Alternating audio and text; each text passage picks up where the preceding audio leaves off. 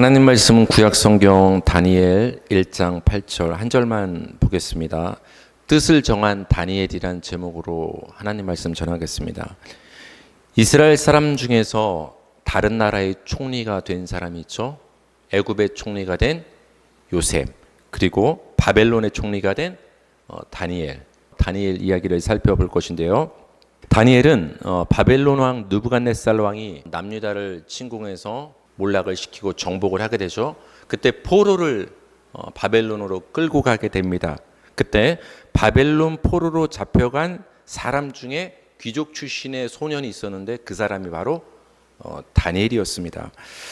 다니엘에 관련해서 자주 듣는 성경 이야기는 여러분 기억나는 어떤 이야기가 있죠? 풀무불에 던져진 다니엘의 세 친구 이야기, 그리고 벨사살 왕이 잔치를 베풀었을 때 갑자기 여기 벽에 큰 손가락이 나타나서 뜻을 알지 못하는 신비로운 글자를 막 썼을 때 다니엘이 그 글자를 해석한 이야기, 그리고 우리가 너무나 가장 잘 알고 있는 다니엘이 사자굴에 떨어졌다가 하나님의 은혜로 구원을 받게 되는 그 이야기를 우리가 너무나 잘 알고 있죠. 풀무불 이야기는 바벨론 느부갓네살 왕 때 있었던 일이에요.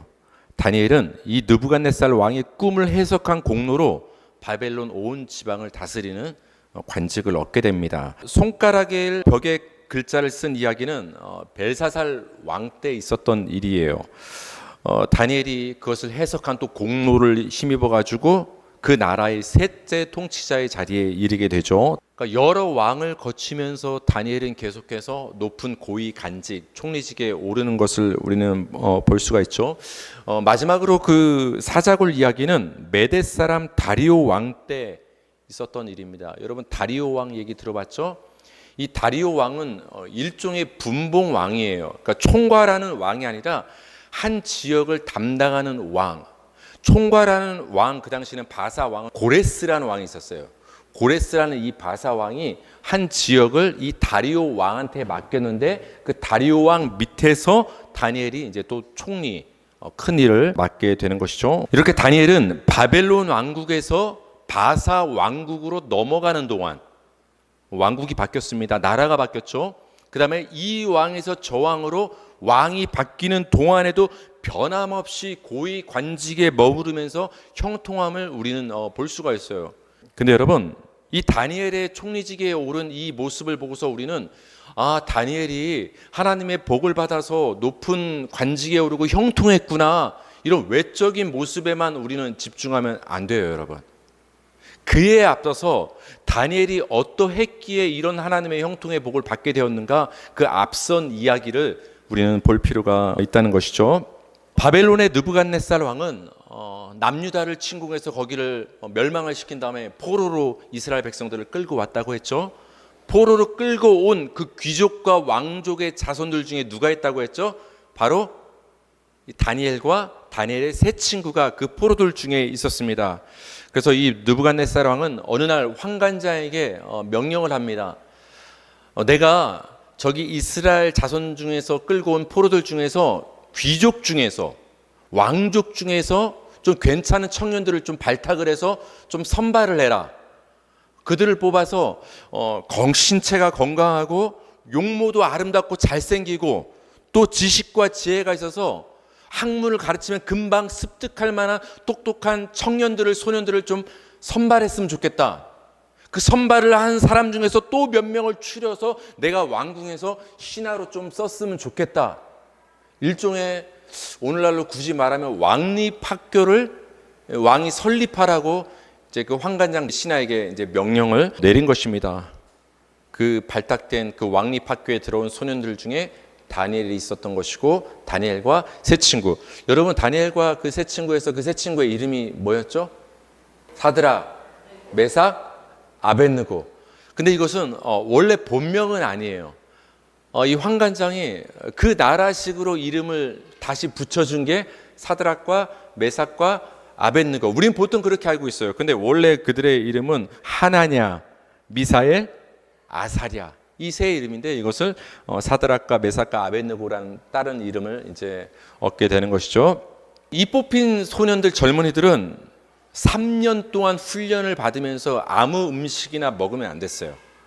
그 느부갓네살 왕이 지정한 정해준 음식과 포도주를 3년 동안 먹으면서 훈련을 받았어야 했어요. 그럼 여러분 한번 상식적으로 한번 생각해 볼까요? 그 느부갓네살 왕이 지정해준 음식은 하찮은 음식이었을까요? 기름지고 좀 맛있는 좋은 음식이었을까요? 당연히 그 소년들을 잘 키워서 자기 신하로 발탁하고 싶으니까, 잘 키우고 싶으니까 왕이 그 하사한 지정한 음식은 굉장히 좋은 음식이었겠죠. 문제는 이 느부갓네살 왕이 정한 음식은 이스라엘 율법에서 먹지 말라고 한 고기가 포함될 수 있었어요. 이방인 아니었습니까? 그렇죠? 여러분, 돼지고기는 율법에서 먹을 수가 없습니다. 또한 이런 고기일 수도 있어요. 피를 완전히 빼지 않은 고기일 수도 있어요. 왜냐하면 율법에서는 피채 먹지 말라고 하지 않았습니까? 또 하나의 문제는 뭐냐? 문제는 이 이방인들은 이방 신들, 귀신들한테 제사를 드렸어요. 느부갓네살 왕 때도 그랬단 말이에요. 거기에 올렸던 고기를 내려서 이 소년들한테 제공을 할 수 있었단 말이에요. 그러면 다니엘이 이 고기를, 왕이 지정한 고기를 먹는다면 이방 신에게 제사 드렸던 고기를 먹으니까 부정해질 수 있는 상황인 거예요. 왕이 정한 음식과 포도주를 먹고 마셔야 했던 다니엘은 여러분 어떻게 했을까요? 그 말씀이 오늘 본문이 되는 것이죠. 우리 다니엘 1장 8절을 읽겠습니다. 시작.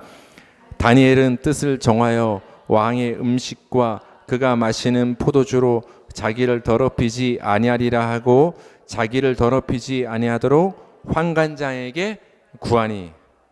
여기 중요한 밑줄 친 부분이 있죠. 다니엘은 뜻을 정하여 결심한 거예요. 이렇게 하지 않겠다, 이렇게 하겠다. 어떤 뜻을 정한 거예요? 왕이 3년 동안 우리 소년들에게 먹도록 지정한 그 음식과 포도주를 나는 입에 대지 않겠다. 여러분, 이거 안 먹으면 어떻게 해요? 이거 안 먹으면은 살이 찔까요? 빠질까요? 살 빠지고 초췌해지고 용모가 아름답지 않게 돼요. 경쟁자들은, 다른 소년들은 사실 경쟁자 아닙니까? 이 발탁된 소년들 모두가 신하로 발탁되는 것이 아니라, 임용되는 것이 아니라 그중 일부 지혜로운 자와 용모가 더 아름답게 3년 동안 가꿔진 자들만 신하가 될 수 있는 거예요. 다 경쟁자예요. 그러려면 잘 먹어야 돼요. 왕이 지정하는 고기도 잘 먹고 포도주도 잘 먹고. 근데 지금 다니엘은 뜻을 정했습니다. 왕이 지정한 이 음식과 고기와 포도주를 나는 먹지 않겠습니다. 여러분, 경쟁에서 뒤질 수 있습니다. 신하로 발탁되지 않을 수 있습니다.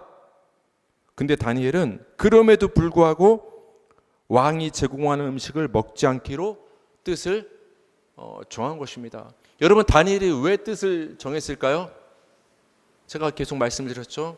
이 음식이 부정한 음식일 수 있기 때문에 내 신앙의 기초에서 나는 이 음식을 먹지 않겠다. 근데 이 음식을 먹어야만 돼요. 왜? 세상에서 임관할 수 있고 일자리를 얻고 손해를 보지 않고 왕의 신하로 발탁되려면, 경쟁에서 이기려면 이 고기를 나도 똑같이 먹어야 되고 포도주를 똑같이 마셔야 되는 거예요. 근데 이걸 먹지 않으면 손해를 볼 수밖에 없고 경쟁에서 뒤처질 수밖에 없는 거예요. 근데 다니엘은 지금 어떤 길을 선택한 거죠? 손해를 보더라도, 일자리를 얻지 못하는 상황이 올지라도 신앙을 선택한 거예요. 그 옛날이나 지금이나 다름이 없죠. 이 세상 현실을 살아가는 우리 성도도 손해를 보지 않기 위해서 신앙을 포기하느냐, 아니면 때론 손해를 볼지라도, 불이익을 받을지라도 신앙을 붙잡느냐의 기로에 우리는 설 때가 있습니다.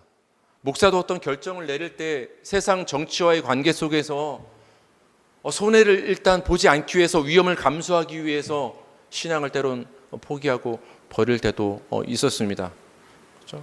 우리 성도님들도 삶의 현실 속에서 그 삶의 현장이 얼마나 치열하고 힘듭니까? 굉장히 현실은 쉽지 않습니다. 쉽지 않아요. 거기서 우리가 과연 신앙을 꽉 붙잡기 위해서 내가 손해보는 일을 감수할 수 있느냐, 다니엘처럼 신앙의 뜻을 정할 수 있느냐, 그렇지 못할 때가 우리는 참 많죠. 다니엘은 자신의 뜻을 자신을 관리하는 소년들을 관리하는 그 환관장에게 보고를 했습니다. 환관장님, 제가 발탁돼서 왕립 학교에 지금 들어왔지만 제 신앙에 비춰봤을 때 저는 왕이 지정한 그 음식을 먹지 않겠습니다. 그 얘기를 들은 환관장이 조금 깜짝 놀란 거예요. 왜냐하면 관리하는 입장에서 왕이 지정한 음식을 먹지 않아서 이 다니엘과 이 세 친구 일부 몇 명들이 초췌해지고 어떤 실력이 저하되고 그러면 잘못이 누구한테 있는 거예요? 그 후보생들을 관리하지 못한 환관장의 자리가 위태로울 수 있는 거예요. 그래서 환관장이 다니엘아, 너가 그렇게 하면은 네가 상태가 안 좋아져서 왕이 그걸 알게 되면은 관리를 못한 책임을 물어서 내 목이 달아날 수도 있다. 환관장이 걱정을 합니다. 다니엘은 자신의 뜻을 굽히지 않고서 환관장이 임명한 그 아랫사람 감독관에게 자신의 뜻을 제안을 합니다. 감독관님, 제가 한 가지를 제안합니다. 열흘 동안 내가 왕의 음식을 거부하는 대신 채식만 하겠습니다. 요즘 채식주의자들 많죠. 채식만 하고 물만 먹겠습니다. 그리고 열흘이 지난 다음에 채식하고 물만 먹은 나와 이 세 친구와 나머지 왕이 지정한 음식, 즉 고기와 포도주, 기름진 맛있는 음식을 먹은 나머지 사람들과 한번 비교 한번 해봅시다. 여러분, 열흘 후에 누가 더 상태가 좋아질까요? 열흘 후에 어떻게 되었을까? 성경은 이렇게 기록을 해줍니다. 우리 다니엘 1장 15절 읽겠습니다. 시작. 열흘 후에 그들의 얼굴이 더욱 아름답고 살이 더욱 윤택하여 왕의 음식을 먹는 다른 소년들보다 더 좋아 보인지라. 열흘 후에 보니까 깜짝 놀랄 일이 있었던 거예요. 다니엘과 그 세 친구의 얼굴이 왕의 기름진 음식을 먹은 것보다 더 윤택하다. 여러분, 윤택하다는 게 뭐예요? 얼굴에 기름이 잘잘 흘렀다 이 말이에요. 영양분이 굉장히 잘 이렇게 많아서 다른 소년들보다 살도 오르고 더욱 용모가 아름답고 더 좋아 보였다라고 성경은 기록을 해주고 있습니다. 하나님이 해주신 거겠죠? 하나님이 이렇게 해주셨다는 말은 기록되어 있지 않지만 여러분, 상식적으로 건강의 상식을 초월한 일이 벌어졌다면 여러분, 이거 누가 역사하신 거예요? 근데 여러분, 다니엘과 세 친구가 다른 소년들보다 겉모습만 더 좋아진 게 아니에요. 어떤 지식적인 부분, 정신적인 부분도 더 나았어요. 다니엘 1장 17절 시작. 하나님이 이 네 소년에게 학문을 주시고 모든 서적을 깨닫게 하시고 지혜를 주셨으니 다니엘은 또 모든 환상과 꿈을 깨달아 알더라.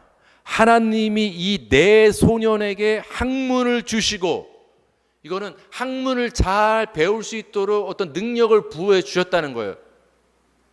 여러분, 성경 읽을 때 나이 드니까 잘 안 깨달아집니다. 우린 그런 하소연 하잖아요. 하나님이 여러분에게 성경을 깨닫는 학문을 주시기 바랍니다.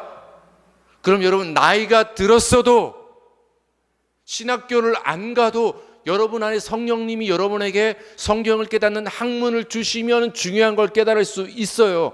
하나님이 그렇게 지금 하셨다라는 거예요. 모든 서적을 깨닫게 하시고 지혜를 주시니까 다른 소년들보다 이 다니엘과 세 친구가 학문적으로 더 뛰어나게 됐다는 거예요. 거기에 플러스 하나에서 다니엘은 어떤 은혜까지 하나님께 입었습니까? 모든 환상과 꿈을 깨달아 알더라. 환상과 꿈을 해석하는 능력을 특별히 다니엘에게 하나님이 더 주셨어요. 그래서 여러분, 다니엘 성경을 보면은 우리가 잘 알고 있는 풀무불 이야기, 사자굴 이야기, 우린 그것만 재밌게 읽잖아요. 다니엘도 사실은 풀무불 이야기나 사자굴 이야기보다 더 중요한 이야기는 환상 이야기거든요.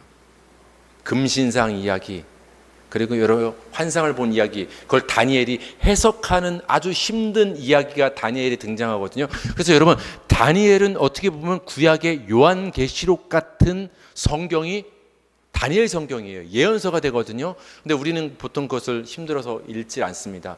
근데 다니엘이 어떻게 그 많은 하나님의 계시와 환상과 꿈을 해석할 수 있었느냐? 하나님이 다니엘에게 꿈과 그 환상을 해석할 수 있는 능력을 주신 거예요.